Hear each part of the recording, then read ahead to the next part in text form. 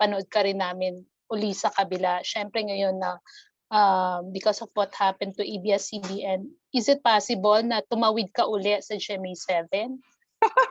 Nakakatakot yung mga tanong, alis na ako. hindi po yan napag-usapan, napag-isipan, or pinaplano. I think at this point, I am very, very happy with ABS-CBN.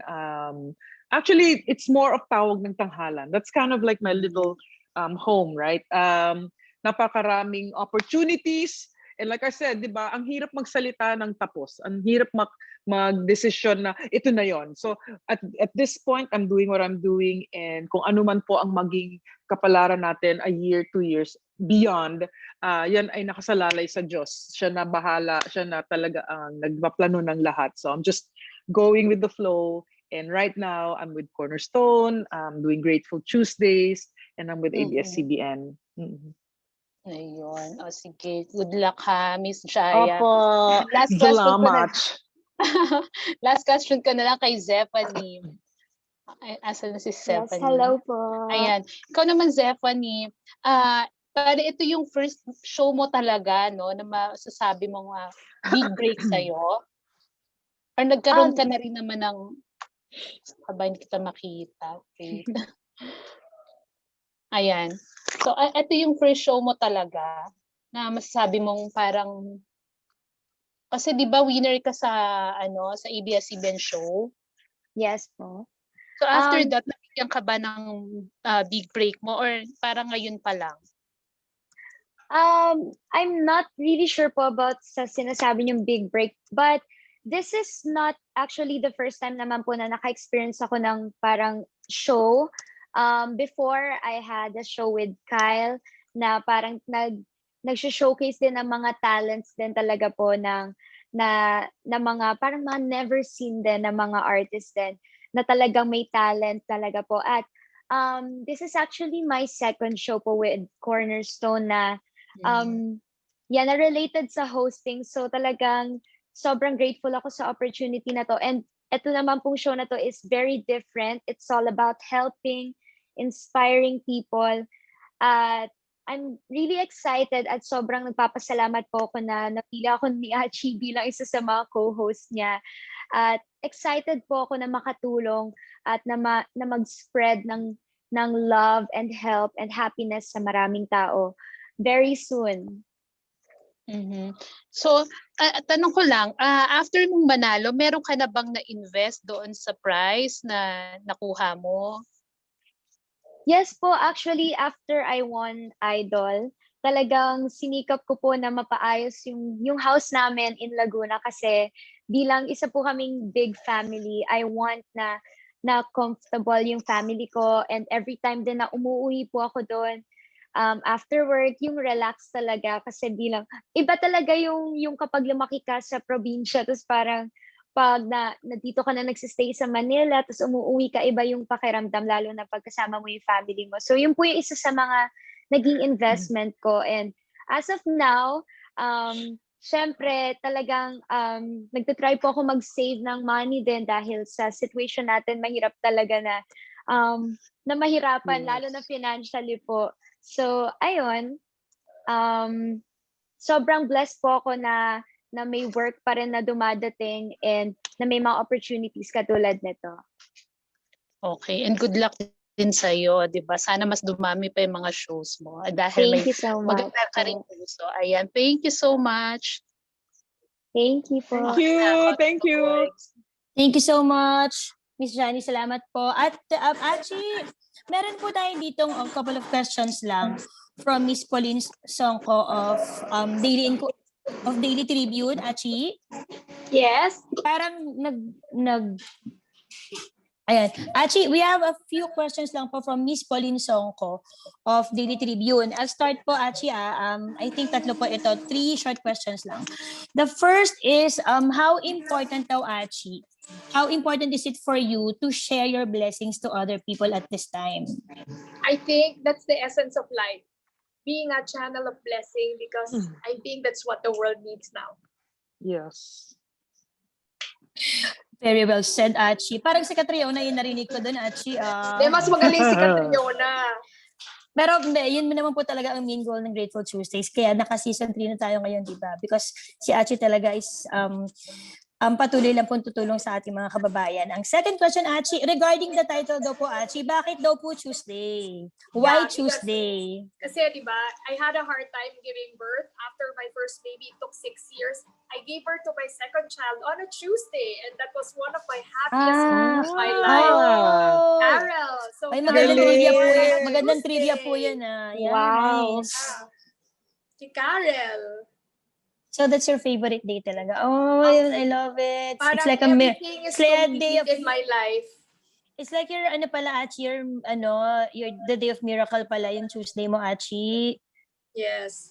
That's why. At least now we know po. Okay, last question, Achi. A question lang po in relation to Women's Month. Are there challenges that comes with being a female chemist? Yes. If yes, how do you overcome it? Yes, not only being a female chemist, but as a CEO entrepreneur. My industry kasi, my business is in agriculture. Mga nag-aalaga ng baboy, tsaka manok. Karamihan lalaki. I make medicines for them. But I try to overcome this by excelling. And I think one of my advantage is being a woman. Lahat sila lalaki. So I think you need to find opportunity in every crisis. I think that's my question.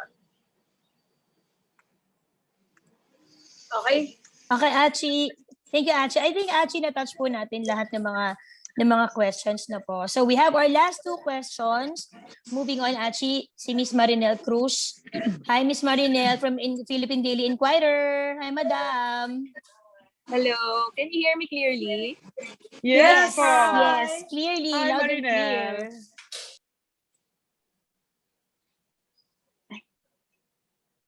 Ayan, parang medyo nawala naman siya after.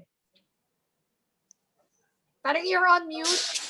Ayan, okay na. Sorry. Ayan, better. Thank you. ayun. Go ahead. So, Miss Pinky, we're grateful for that you're helping people here and abroad. Although, yun nga, through your show. But, what are your thoughts on yung tinatawag nilang donor fatigue? Kasi, di ba, as a philanthropist, you can only do so much. Yes.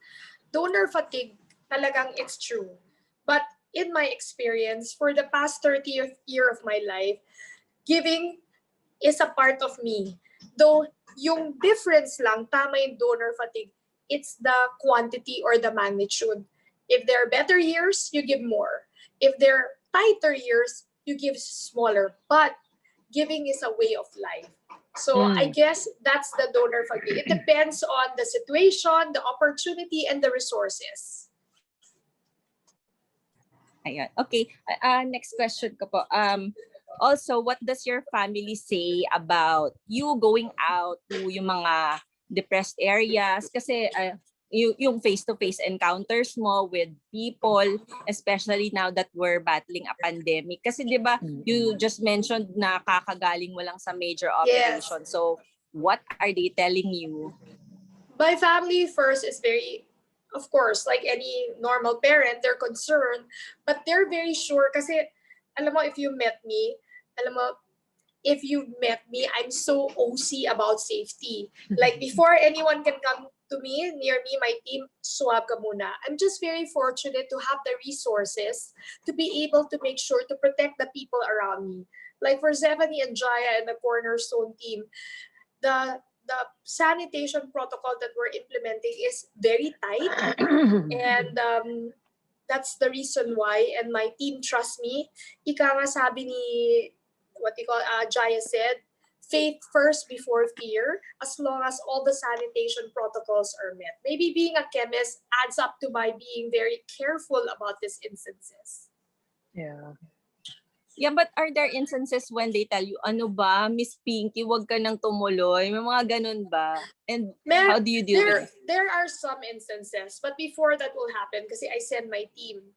So, tatanungin ko, okay, meron ba nag-positive sa area? At saka yung mga pinupuntahan namin is closely coordinated with the LGU.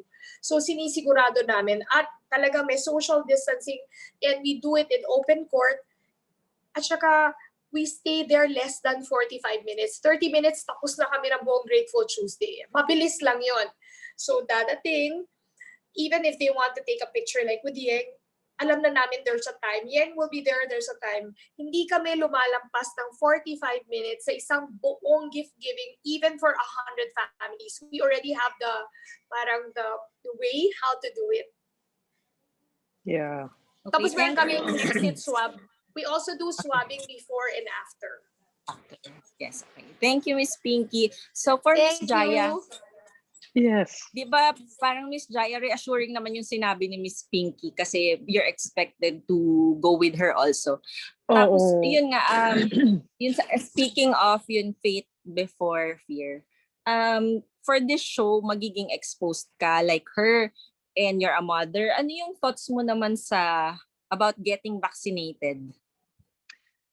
That's a very touchy and sensitive issue for a lot of people because ako, ang paniniwala ko is everyone should have their own decision when it comes to vaccination. Not everyone should just do something just because they feel like the whole world is doing it, right? You need to research, you need to find out details about the vaccine that you're going to put inside your body. One shot, that's it, right? Once it's inside you, that's it. So ang akin ngayon is I'm really doing a lot of research. I'm looking at other doctors' opinions kasi when there's one opinion here, there's also one here. So I always try to wait first, weigh my options kasi baka mamaya may iba pang results from the vaccines that are being administered, baka may mga side effects pa yan. So ako, personally, this is a personal decision. I do not want anyone to follow me. I'm just saying I have to wait and see what is the best vaccine out there. And for someone who is probably healthy, dapat ang priority then are the ones with the comorbidities, yung mga medyo talagang may mga sakit na. So yun yung akin. I'm simply waiting for more to come out as far as what the vaccines are, what choices also we have for the vaccines. Pero kung talagang kakailanganin ko, I'll come up with that decision and do it kung ano man ang dapat kong gawin. But for me, I'm very safe. Chi Pinky makes everyone do the ano ba yung tinatawag na test na yan and the swab tests and everything. So nagtitiwala ako kay Achi. That being a chemist, alam niya yan, alam niya dapat lahat ng tamang gawain at protocol. So I have faith in her. Ayun. Next question, Miss Jaya. Pa-recall naman yung what you went through during the pandemic, especially yung during the strictest implementation of the quarantine. Kasi was it tough? Kasi sabi mo nga magkakalayo kayo ng family. Nung 2020 kasi, nandito pa yung asawa ko noon. And hindi namin inakala. After nag-US kami, nag-tour ako nung February. Pagdating ko ng March 2 or March 3 ba yon, tawag ng tanghalan, may mga live na, ganyan-ganyan. Then all of a sudden, nag-lockdown ng March 15. Hindi ko inakala na ma-affect ako. So ang ginawa ko lang, bilang wala naman kaming kasambahay, wala naman kaming driver, I just kept myself busy, linis dito, linis doon, sa labas, sa loob. And it's not a small house. Kung tutuusin mo, parang hindi siya normal na pwedeng linisin lang ng isa o dalawang tao, di ba? Parang naramdaman ko lang na nag-focus ako sa ibang bagay. Hindi ko alam na nalulungkot na pala ako, natatakot at nade-depress. So I started to lose weight. Hindi ko na-anticipate na hindi na pala ako kumakain ng tama or tamang oras or nagwa 1 meal lang ako a day. Hindi ko yung napansin. But of course, I have my kids here. I have my adult son and, my husband. So parang wala namang problema. And then, nagkaroon siya ng mini-stroke. Hindi namin alam na stroke na pala yun. So nag-hospital siya. Ako rin nagbantay. Lahat. And 3 days later, gumaling siya. Pero yung sa likod ng utak ko, parang, teka, anong nangyayari? Nakakulong tayo. Wala tayong work. At may asawa kang nagkasakit, paano yung mga bata? So nagkakasunod-sunod na yung fear na, oh my God, baka yung mga anak ko naman magkasakit, di pwede dalhin sa hospital. So there was a bit of panic in my head. And the only thing that really saved me at the time was because we go to a church that was online, a favorite church. So talagang nakikinig kami ng service, and it started to boil up this different kind of faith na talagang wala kang ibang kakapitan. Wala kang ibang pupuntahan, wala kang ibang gagawin, kundi quiet yourself, be still, and know that He is God. Be quiet, just pray,